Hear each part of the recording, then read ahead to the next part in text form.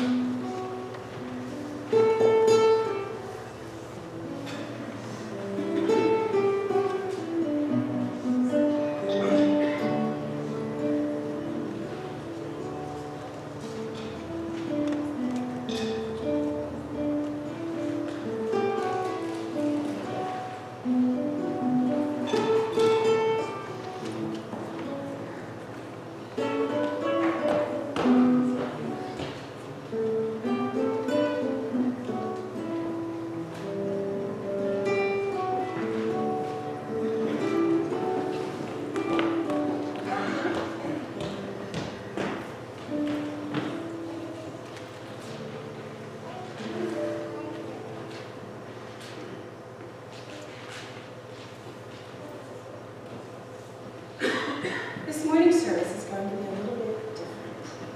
We're going to have something called a Lectio Divina type of service.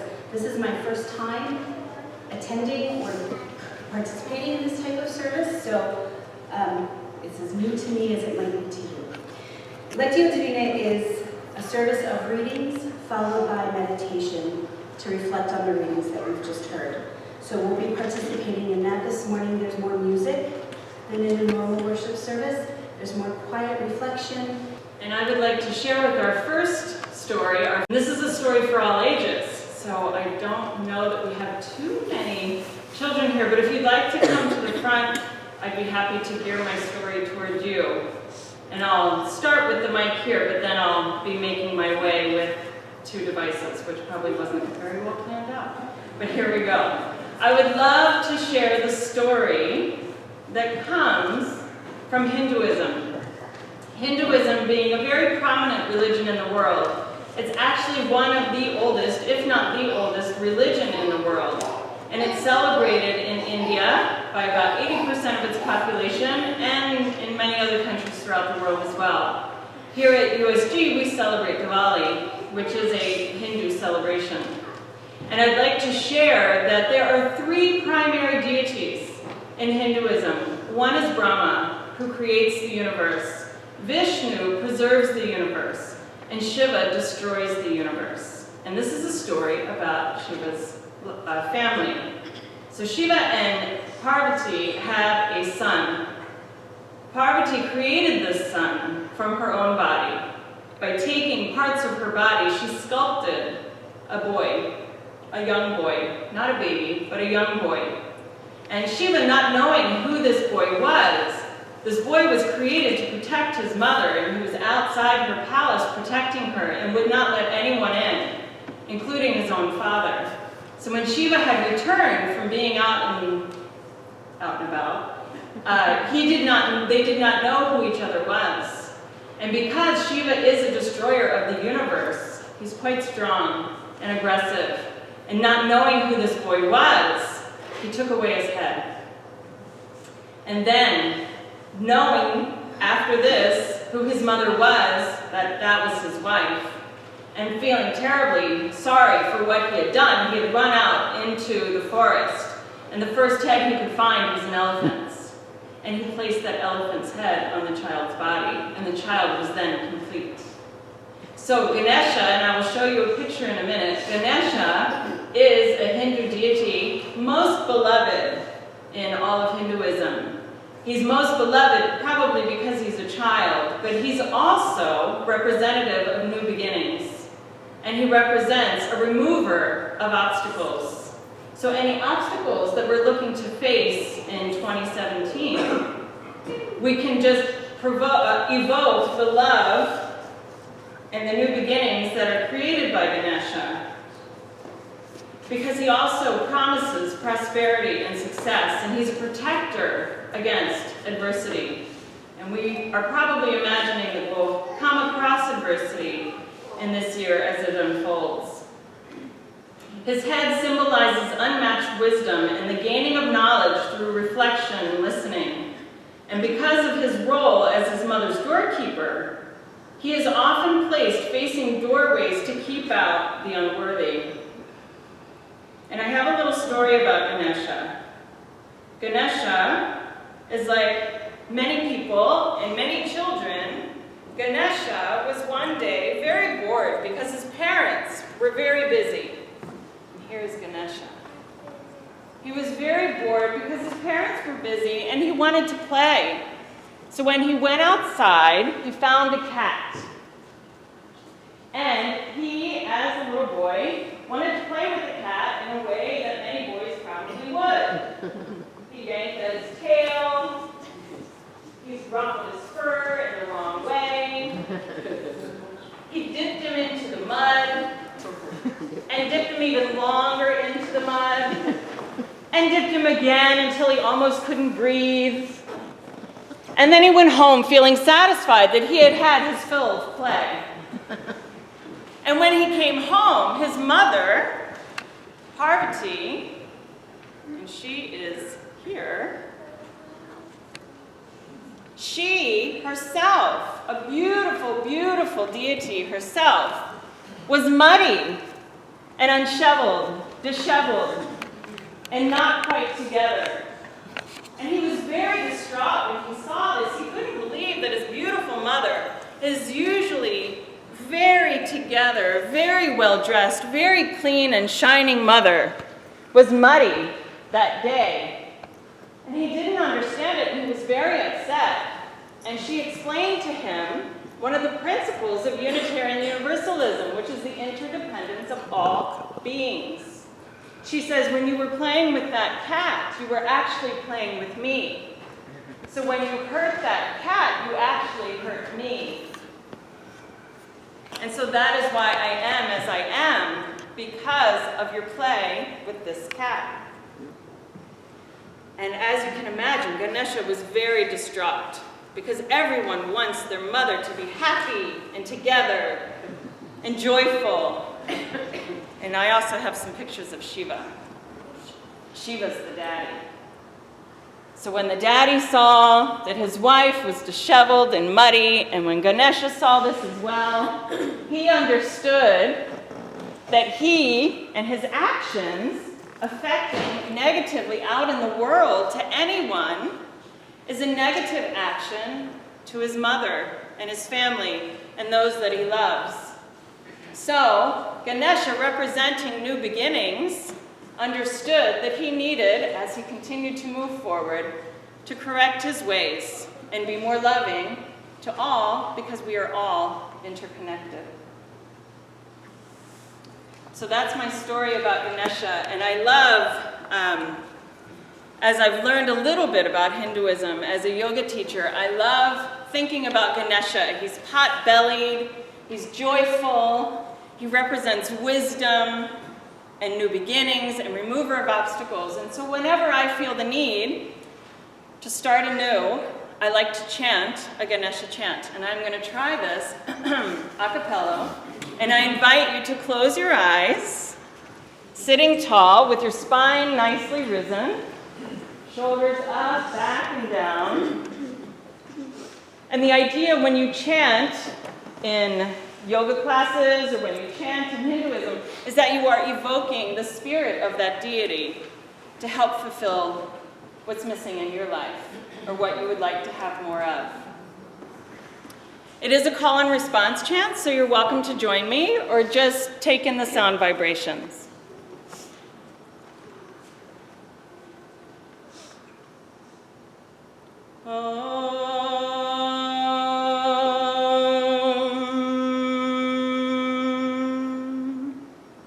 Om Ganesha Shararam.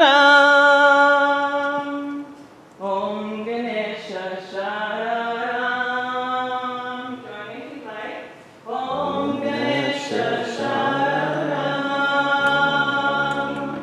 Om Ganesha Shararam.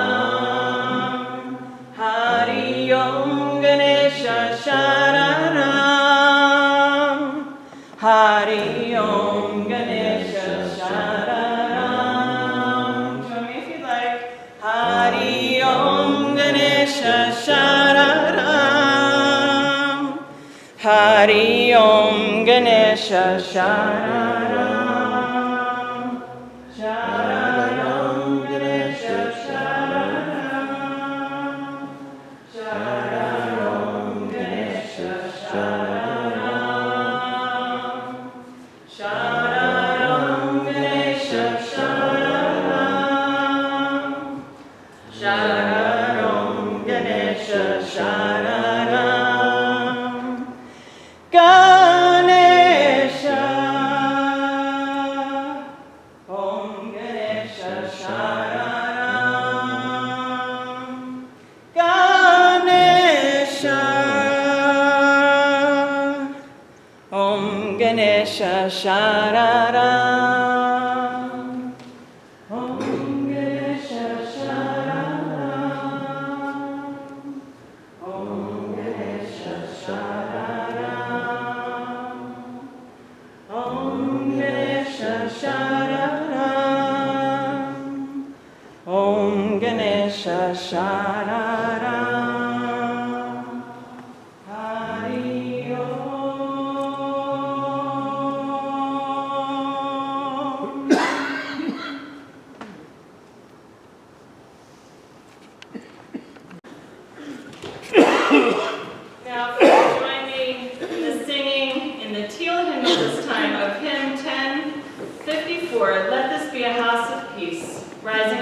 table. Before we actually sing this song, I want to take a minute to teach you the ending of each verse. So I'm going to ask Emily to help me here. I think sometimes we get nervous about singing two different parts of the congregation, and since it's a new year, we'll get braver and go ahead and try to divide ourselves into two sections. And Emily's going to teach us the first part first, well, we both will, but... So at the end of each verse, you have this two-part thing. Go ahead, Emily, you ready? Let this be a house of peace. That's the easy part. Go ahead, try it. Let this be a house of peace. And again, this is kind of like the root of Let this this be thing. a house of peace. One more. Let this be a house of peace. Now you might have heard me playing the other part when you were singing that. So she sings, let this be a house. Then we sing, let this be a house of peace. Let this be a Try this one. house of peace. Let this be a house of peace. Let this be a house of peace.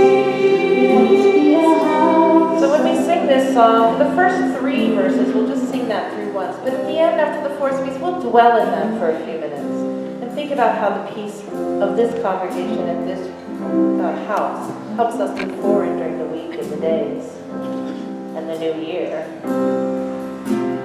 1, 2. Let this be a house of peace. All nature and humanity, and sorrow and relation. Let this be a house, a haven full of peace, and a room full of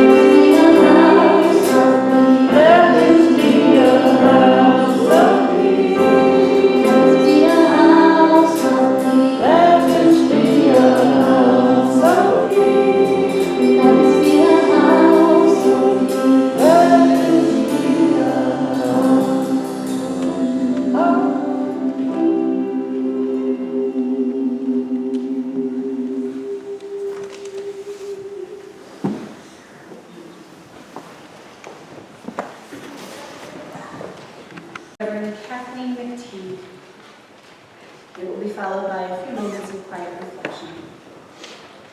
The 1st of January is another day dawning, the sun rising as the sun always rises, the earth moving in its rhythms. With or without our calendars to name a certain day as the day of new beginning, separating the old from the new. So it is. Everything is the same, bound into its history as we ourselves are bound. Yet also, we stand at a threshold. The new year, something truly new, still unformed, leaving a stunning power in our hands. What shall we do with this great gift of time this year? Let us begin by remembering that whatever justice, whatever peace, and wholeness might bloom in our world this year, we are the hearts and minds, the hands and feet, the embodiment of all the best visions of our people. For the new year can be new ground for the seeds of our dreams. Let us take the step forward together onto new ground, planting our dreams well, faithfully, and in joy.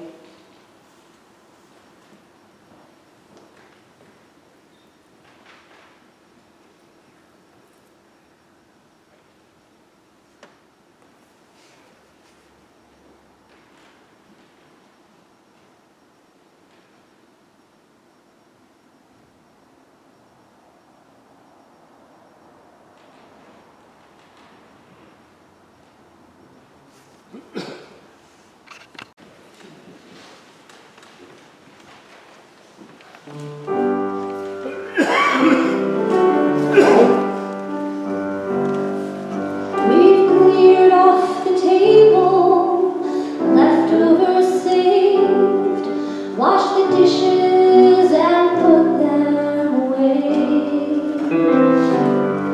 I've told you a story, tied you in time at the end of your knockabout day.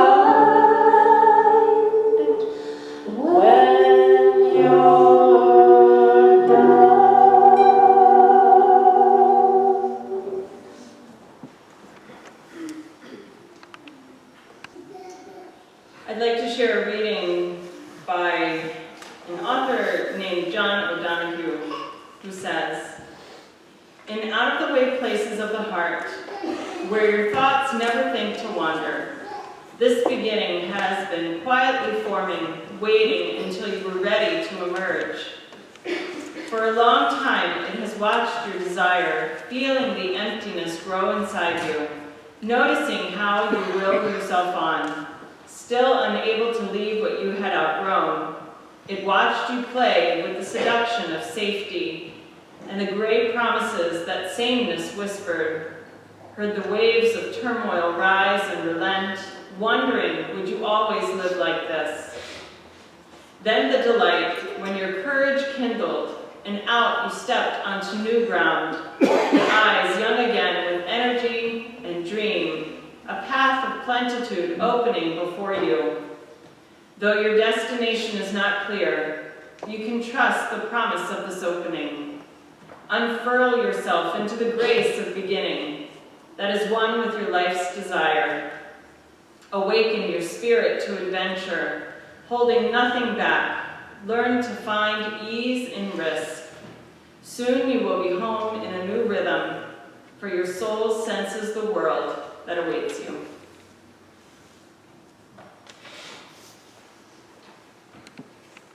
I spread the past 365 days before me on the living room carpet.